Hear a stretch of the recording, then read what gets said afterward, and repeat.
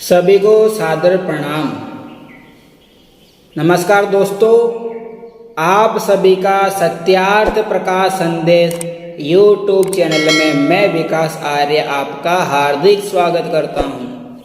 मित्रों, हम महर्षि स्वामी दयानंद सरस्वती द्वारा रचित सत्यार्थ प्रकाश पुस्तक के ऊपर चर्चा कर रहे हैं, जिसके अंतर्गत चलते हुए हमने आपको सत्यार्थ प्रकाश की भूमिका, प्रथम समोल्लास एवं द्वितीय समोल्लास विस्तार से पिछले प्रकरणों के माध्यम से आपको सरल भाषा में समझा दिया है।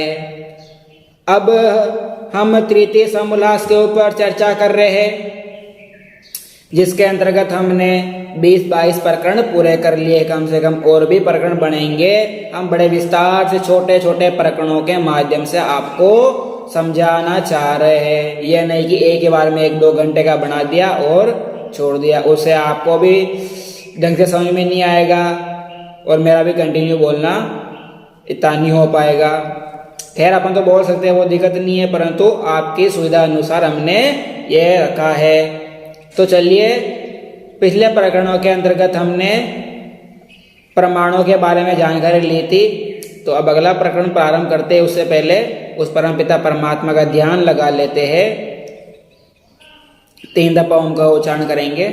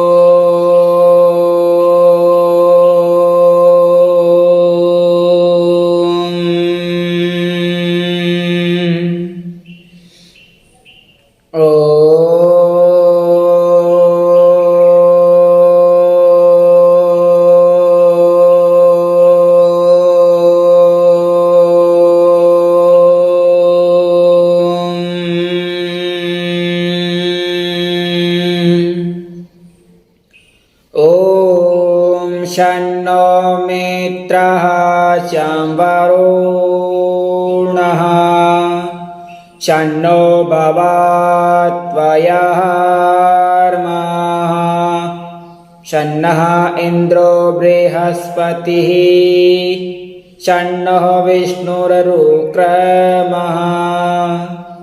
नमो ब्रह्मणे नमस्ते वायुः त्वामेव प्रत्यक्षं ब्रह्मासि त्वामेव प्रत्यक्षं वदिष्यामि ऋतं वदिष्यामि तन्मावतु तद्वक्तारवतु अवतु माम वक्तु वक्तारम्।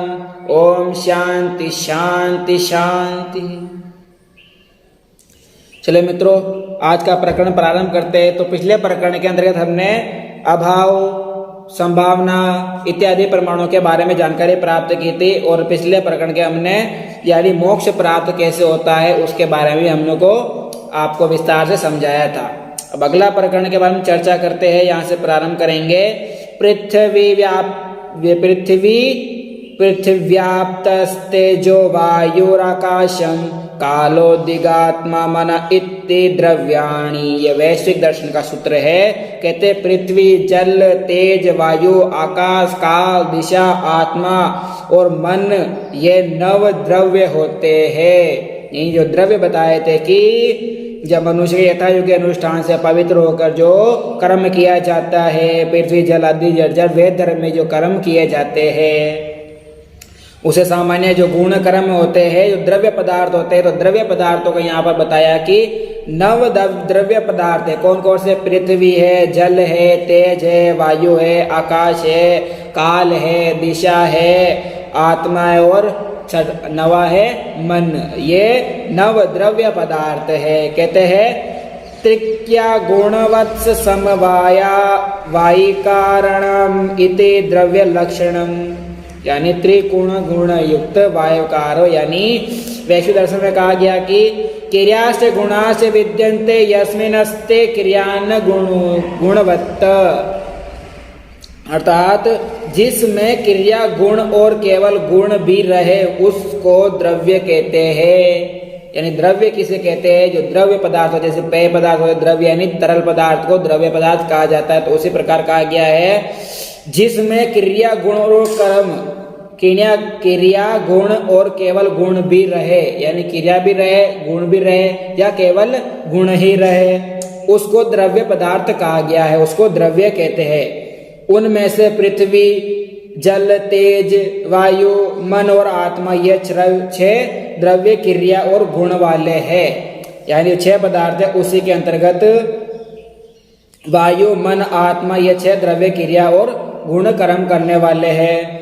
आगे कहते हैं गुण वाले और बिना गुण वाले जो कर्म होते हैं क्रिया गुण रहित होते हैं। उनमें से जो गुण वाले कर्म होते हैं पृथ्वी है, जल है, तेज है, वायु और आत्मा, ये 6 द्रव्य जो क्रिया वाले द्रव्य क्रिया है वो गुण वाले हैं। तथा आकाश, काल और दिशा ये 3 क्रिया रहित है, यानी ये क्रिया रहित गुण है। जो 6 बताए थे ये आकाश का, आकाश आदि ये सारे गुण क्रिया रहित है, और बाकी जो 6 पदार्थ है पृथ्वी, तेज, जल, वायु, मन ये सारे गुण क्रिया वाले पदार्थ द्रव्य होते हैं।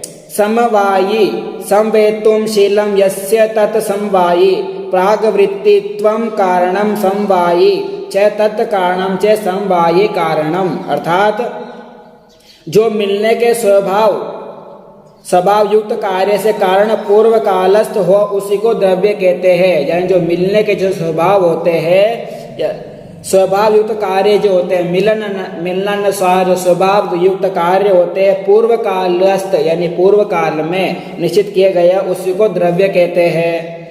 जिससे लक्ष्य जाना जाए, जैसा आंख से रूप जाना जाता है उसको लक्षण कहते हैं। यानी जैसे आंख से हम किसी लक्ष्य को भेदते हैं, किसी लक्ष्य का निशाना लगाते हैं, तो उसी को जैसा जाया उसको आंख रूप से जाना जाता है तो उसको लक्षण कहते हैं। आगे कहते हैं वैश्विक दर्शन के सूत्र के अनुसार स्वामी जी बताते हैं रूप रस गंध स्पर्शवती पृथ्वी, यानी रूप रस गंध स्पर्श और ये पृथ्वी, ये जो चीजें होती है पृथ्वी वाली स्पर्श वाली चीजें होती है, उनमें से रूप रस और स्पर्श अग्नि, जल और वायु के योग से संभव होता है।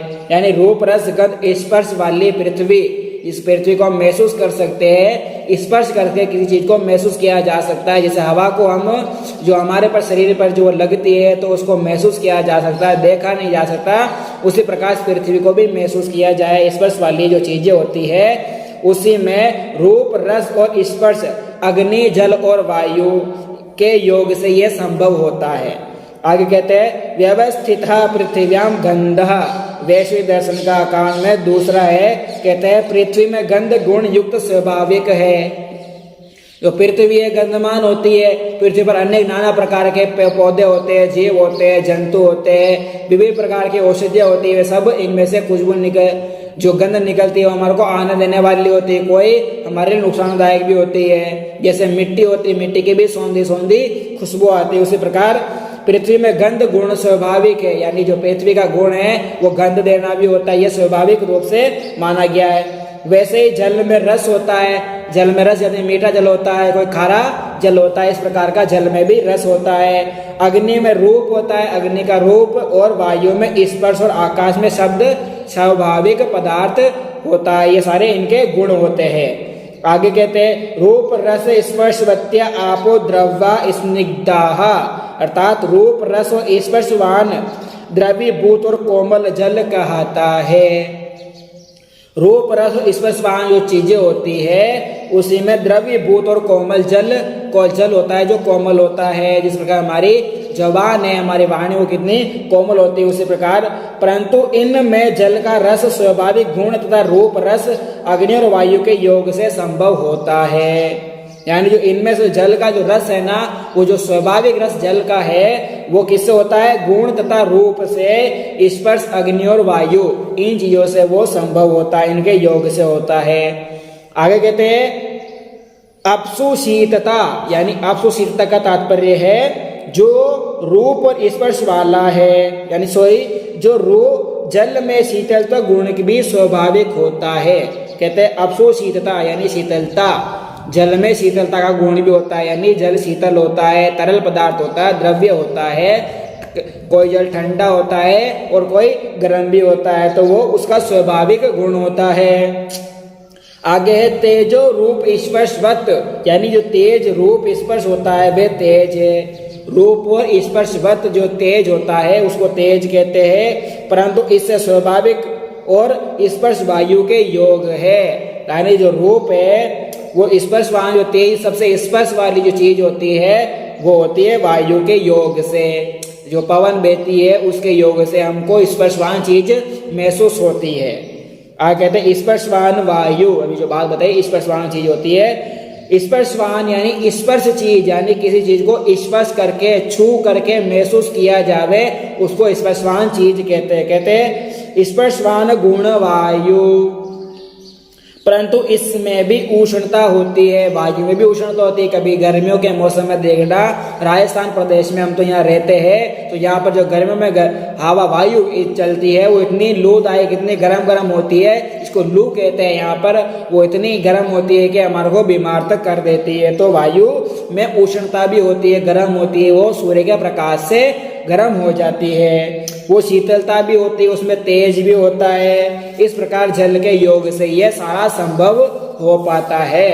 आगे है त आकाशे न विद्यन्ते, यानी आकाश में विद्यमान नहीं है। जितना जितना हम पृथ्वी से ऊपर उड़ते जाते हैं उतना ही वायु का दाब कम होता जाता है। तो ऊपर आकाश में वायु का बिल्कुल अभाव है, कोई भी वहां पर भाव नहीं है।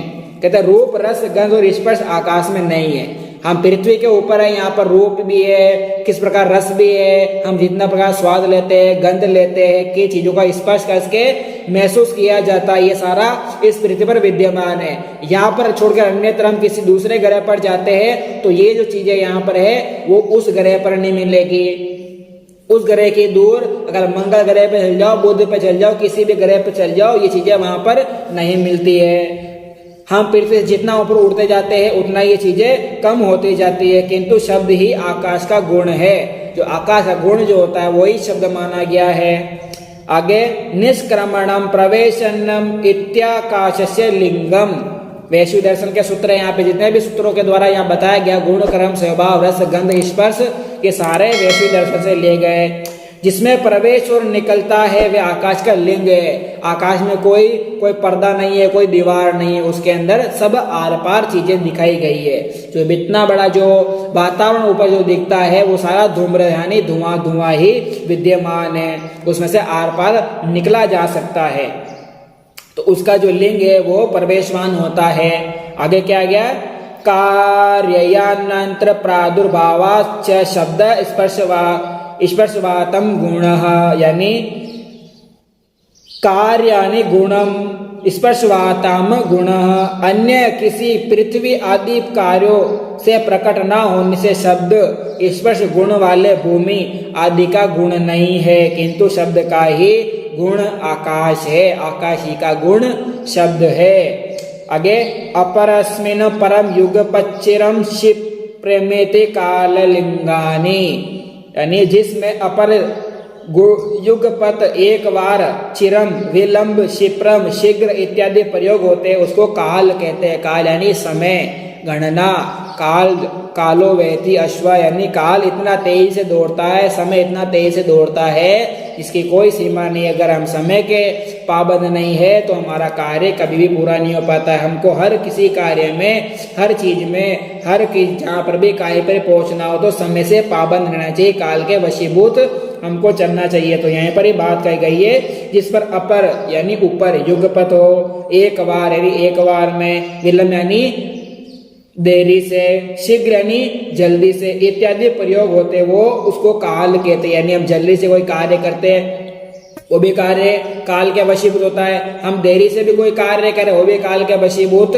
होता है। आगे क्या गया है, नित्यस्व भावाद निस्तेषु भाव तत्व कारणे काल ख्याति, जो तीन नित्य पदार्थों में ना होवे, यानी जो नित्य जो चीजें होती है उनमें विद्यमान ना हो और अनित्यों में ही है, इसलिए कारण में ही काल संज्ञा दी गई है। यानी जो नित्य है कालों में नहीं होता, अनित्य कालों में न काल विद्यमान रहता है, इसलिए इसको काल की संज्ञा दी गई है। आगे इत इदम इति यतस्त दिशम लिंगम, यहाँ से पूर्व दक्षिण पश्चिम उत्तर ऊपर नीचे दाएं बाएं जिस पर यह व्यवहार होता है उसी को दिशा कहते हैं। दिशा नहीं, दिशा शूल होते हैं। हमारी 6 दिशाएं मानी गई है, पूर्व पश्चिम उत्तर दक्षिण और ध्रुवा है और ऊर्ध्वा, यह दिशा हमारी मानी गई है, उसी को दिक् यानी दिशा कहा गया है। किस प्रकार, इतमिति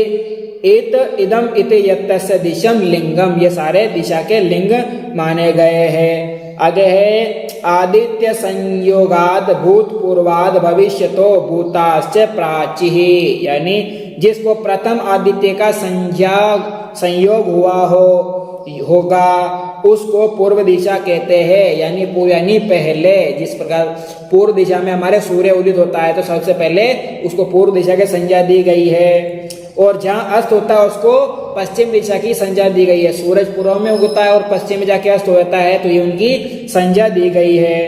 पूर्वाभिमुख मनुष्य के दाहिने और दक्षिण बाई और उत्तर कहलाती है। अब पूर्व में मनुष्य खड़ा है और उसके अभिमुख जो दाएं और बाएं जो दिशा कहलाती है उसको हम उत्तर और दक्षिण दिशा कहते हैं।